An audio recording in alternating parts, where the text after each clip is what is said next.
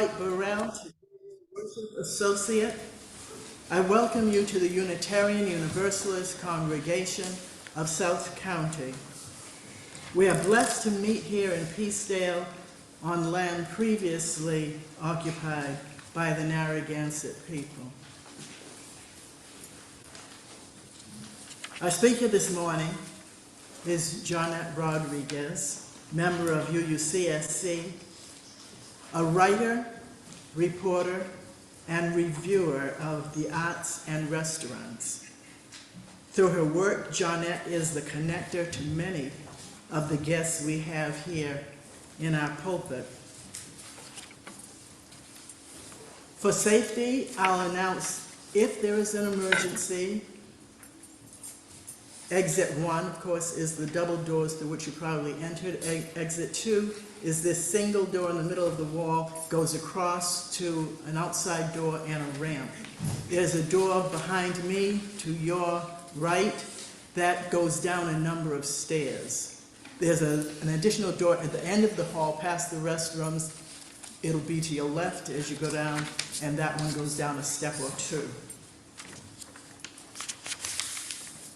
I have two announcements about one thing. One is from Rev Denis, one is from Val Follett, so they really want you to know about this.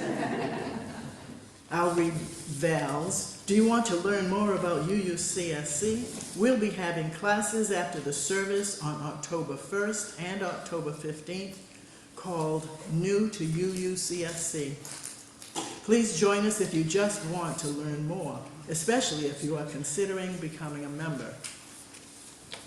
And Rev Denis says additionally that if you've been around for a while and want to learn more, you're welcome too. And he says that lunch will be served.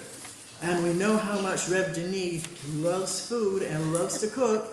The first quarterly dinner of this church year will be on Friday, the 13th of October. Members and friends are invited to our quarterly dinner. The offerings meet every known dietary restriction and taste great. He does the cooking, he says that. $8 per person or $20 per family. More information will follow in the newsletter. They are a lot of fun.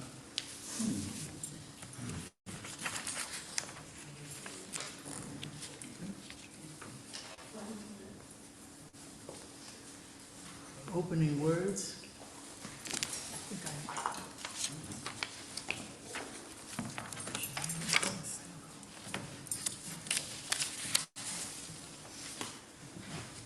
I typed these out, but I think I left them in the library, so here goes from the original. A camp letter from 1987. OMG, during one storm, the wind was really bad and the trees were wicked, scary, and then ... Well, sorry, you can't know what happened until you write. You know how to write, folks. Here's a review. Number 1, pick out paper. Number 2, pick out pen. Number 3, put pen and paper together and move pen. Number 4, start with dear me. And number 5, end with love you.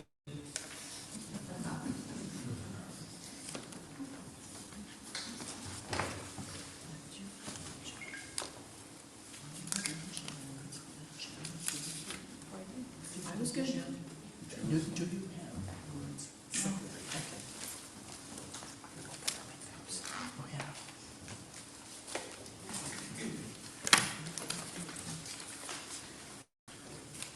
Bill, would you like to light the chalice for us this morning? Light there.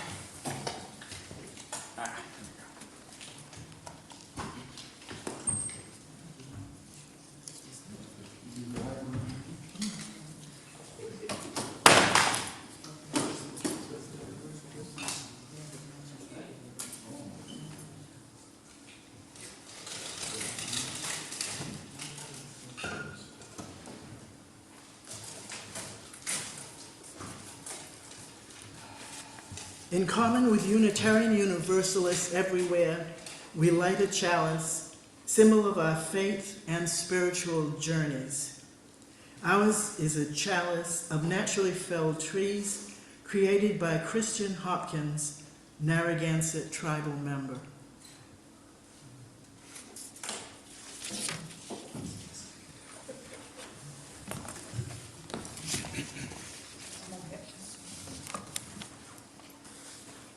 Please stand in body or in spirit and recite our shared covenant, which is printed in the order of service. Love is the spirit of this congregation, and service is its prayer. This is our great covenant, to dwell together in peace, to seek the truth in love, and to help one another. You may be seated. And now we have a story for all ages. I will read the words, and Johnnie, because she delights in this particular book and the illustrations, will walk around so that everyone can see the pages. The uncorker of ocean bottles lived alone on a high spot with only one tree for shade. He always kept his eyes on the waves, watchful for a glint of glass. He had a job of the utmost importance. It was his task to open any bottles found at sea and make sure they were delivered. Sometimes to deliver a bottle, he needed only to stroll to the nearest village. Other times, he would journey until his compass became rusty and he felt loneliness as sharp as fish scales. Sometimes the messages were very old, crunchy like leaves in the fall. Sometimes the messages were written by a quill dipped in sadness. But most of the time they made people quite happy, for a letter can hold the treasure of a clam-hugged pearl. While the uncorker of ocean bottles loved his job, he couldn't help but wonder if he would ever receive a letter.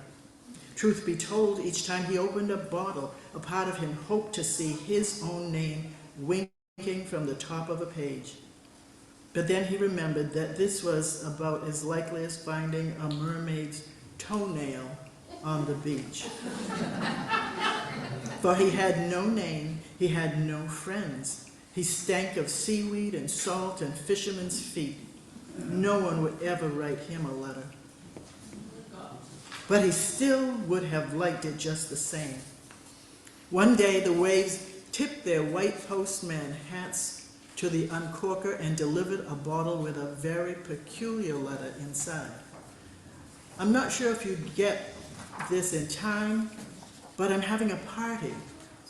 Tomorrow evening tide at the seashore. Will you please come? Oh dear, said the uncorker. He had no idea who the letter was for or where to deliver it. But the truth was he was very curious. He'd never been invited to a party before, and he suspected he might like to go. First he visited the maker of cakes. Pardon, said the uncorker, but do you recognize this print? The cake maker studied the note. Don't recognize the script, he finally said, but oh, how I love a seaside dance. The uncorker moved on. He asked the candy shop owner. He asked a woman buying chocolate-dipped treats. He asked a young girl in a green dress. Sorry, each one sighed, though I do wish I'd received an invitation to such a party. The uncorker asked a seagull, a sailor, and a one-man band. But nobody could claim the letter, nobody in the sky or sand or sea. The uncorker felt very low. This was the first time he'd been unable to deliver a message. As he fell asleep that night, the uncorker decided to go to the seashore the next day. He would go and apologize to the writer of the note. The uncorker of ocean bottles arrived early carrying a handful of his favorite seashells. He thought it might be rude to show up uninvited and empty-handed.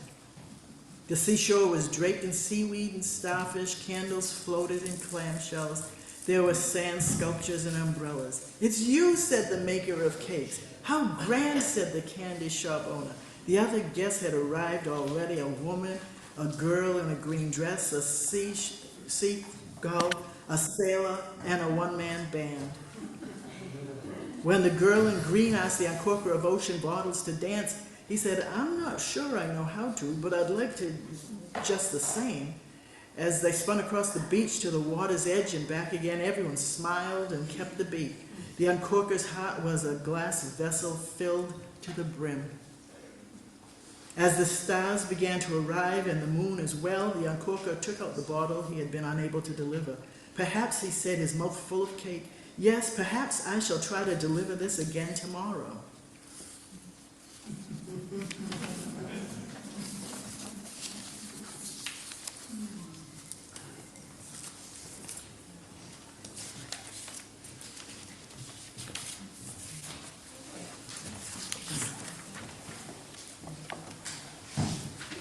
Please stand in body or in spirit and join in singing hymn.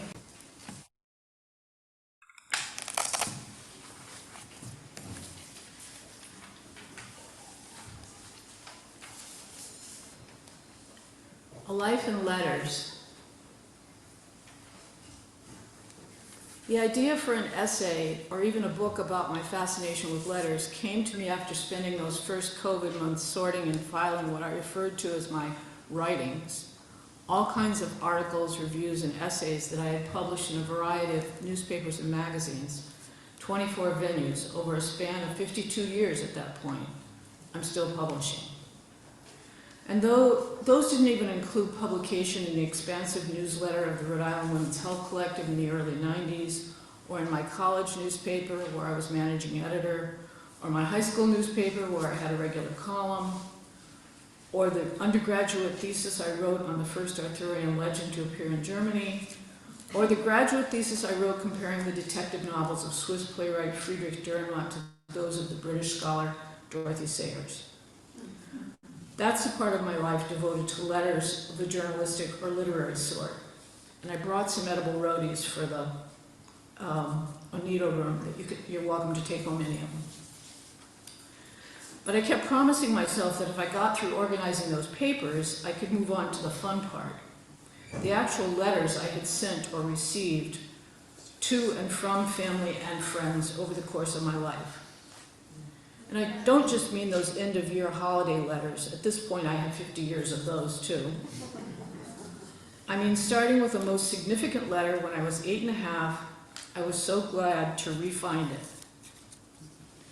Written to my mother in early 1952 when she and my little sister were in Louisiana with her family as my grandfather was dying. And I was in Indiana staying with my paternal relatives, aunt and uncle and grandparents. I was severely criticized for that letter because of writing about family members' troubles in Indiana. Hey, I was listening to the adults. I was reporting what I heard. I recognized censorship even at that age. This was the same aunt who told me it was impolite to use the word belly. Here's my 8-year-old letter. I've learned to write cursive. Mentioned in here are a second cousin, a great uncle, and my great grandfather. We called my paternal grandmother Mom. Note the attention to dates. Also the reporting thing about dates cracks me up. February 25th, Monday, 1952. Dear Mommy, how are things going? I got your letter Thursday the 21st. Did you get mine? Daddy got my coat and leggings cleaned on Saturday the 16th, so I couldn't go to dancing school. Miss Madge was sick the 23rd. Dode, my cousin, had a boy Tuesday the 19th. Chuck had a spell. It's connected with his stomach and heart. He was taken to the hospital. Mom's dad is expected to die any day. He doesn't know anyone. School is going nicely. I won 2 spell downs, 1 work down, and got a special Valentine seal on my spelling paper so far. That's about all I have to say. Your sweetheart, Johnette. Write soon, and Marcella, a neighbor, is making my drapes.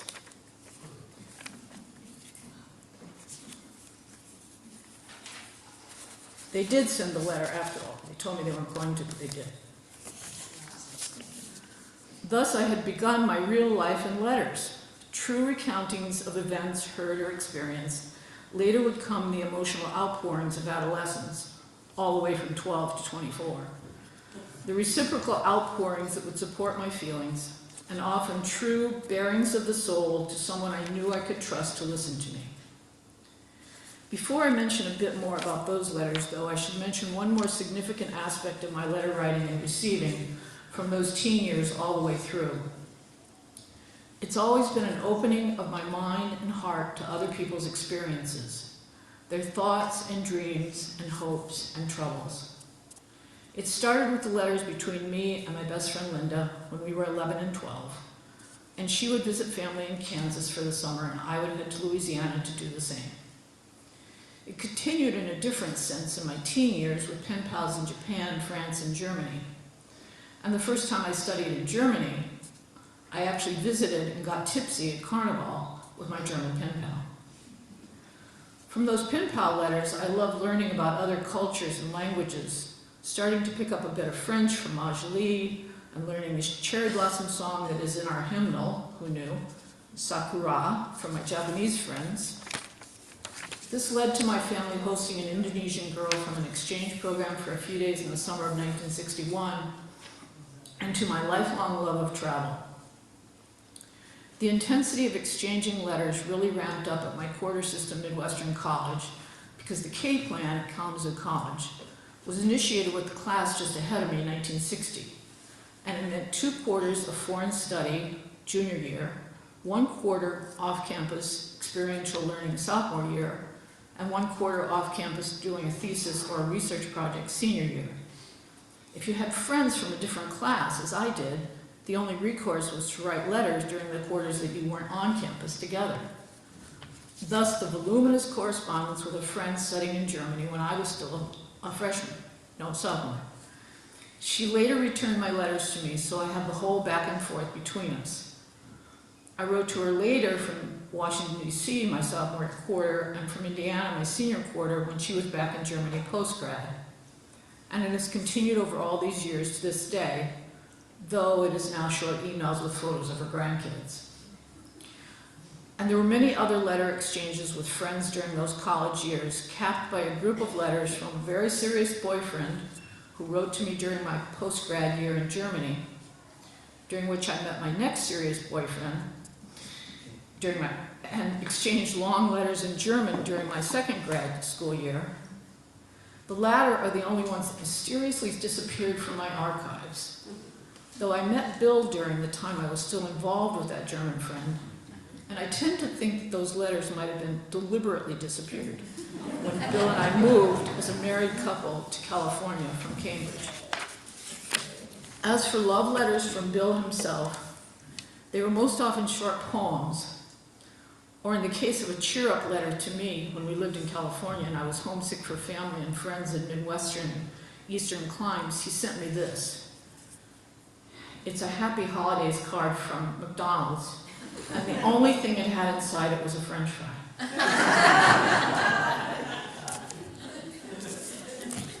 A couple more types of hard copy letters were those I recovered from the cache I wrote to my mom or aunts or grandmothers or my sister or daughter, or received from any of them.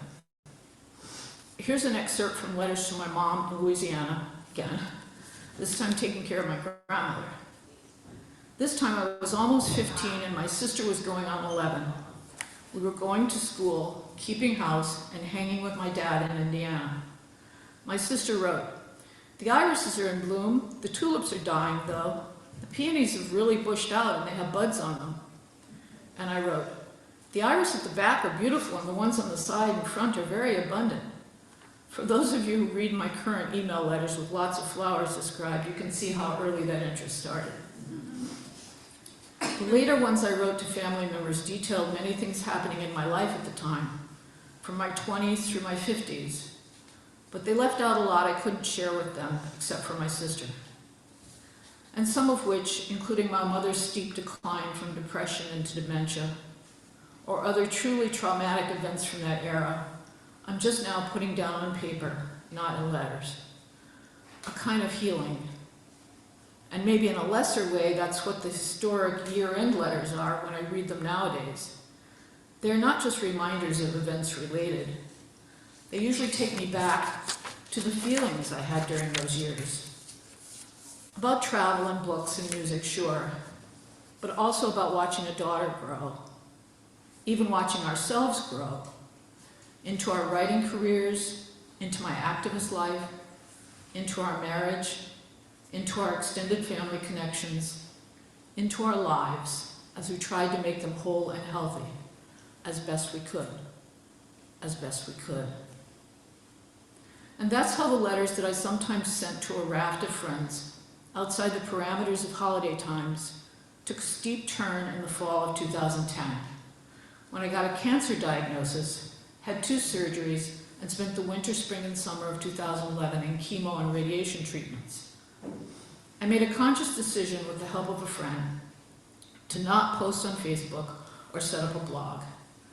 I wanted, perhaps selfishly, for people to respond directly to me, not to each other. And I didn't want the world of Facebook to know my doings. So I started with a group of 20 via email, then 50, then 125 by the time I was doing chemo. And I would tell them stories in these letter emails of some place I had visited or lived, and I would ask them to think of me during the chemo time the next day. And I would suggest waving or wearing a white hat and singing a particular song while doing so. During the actual chemo, Bill would read me the letter, and we would sing the song, and our infusion nurse loved this. She looked forward to those. An example was writing about Venice and having friends waving to me from Venetian windows singing O Sole Mio. Or during February, the song was Life is Just a Bowl of Cherries, an oblique reference to George Washington and his cherry tree, with a tale of my touring around DC when I lived there for 3 months. Or with a story about being a junior high cheerleader in South Bend, Indiana, pointing out the lyrics of Talk to Me of Mendocino by the McGarrigle sisters, in which they narrate their trip to California from New York State, singing, and it's on to South Bend, Indiana, flat out on the Western Plain. We can forgive them the geography, they were Canadian. By the time I finished the cancer treatments, the list had grown and would continue to grow to its current count of 300 plus friends from across the globe. Madrid, Germany, Hong Kong, Australia, New Zealand, et al. During the early COVID months, and since that time, the email letters have added in photos, though there have been some in travelogues as far back as 2013. Bill and I made road trips from 2002 to 2018 with lots of photos and descriptions of those. I added people to the email list from those road trips, especially from my high school reunion and 2 college reunions. And what I've learned from writing those letters is layered and nuanced. Writing them has truly fed my soul, but I've heard from so many recipients about how much they feed their souls. So I keep writing. Sometimes they're just descriptions of places visited, even downtown Wakefield, or things seen at the beach in Narragansett, or people met locally or otherwise. And once in a while, they are ruminations on the conditions in the world, and they offer links to songs or poems or flower photos as a hedge against falling into a trough of despair. They are my hedge, and the responses to them are a lifeline to me, sustaining me through the down times and sharing my joy in the up times. The responding writers to my letters often tell me that they are also captivated or cheered by them. And that gives me the confidence and the urgency to keep writing them. In actuality, both the reading and organizing of the old letters and the writing of the new ones feels like a spiritual practice. The vivid reminders of times past, the reaching out, the building of community, the request for support, the effort to heal, the desire to capture a moment and to be especially mindful. That's why I'll keep doing it. Blessed be.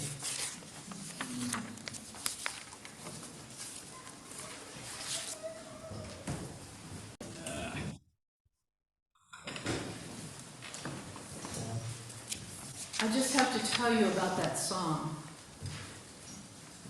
Bill got me a card when I was doing cancer treatment. And when you opened it up, it played that. Wow. And I kept that by my bedside, and it played that for 5 years. The battery kept going.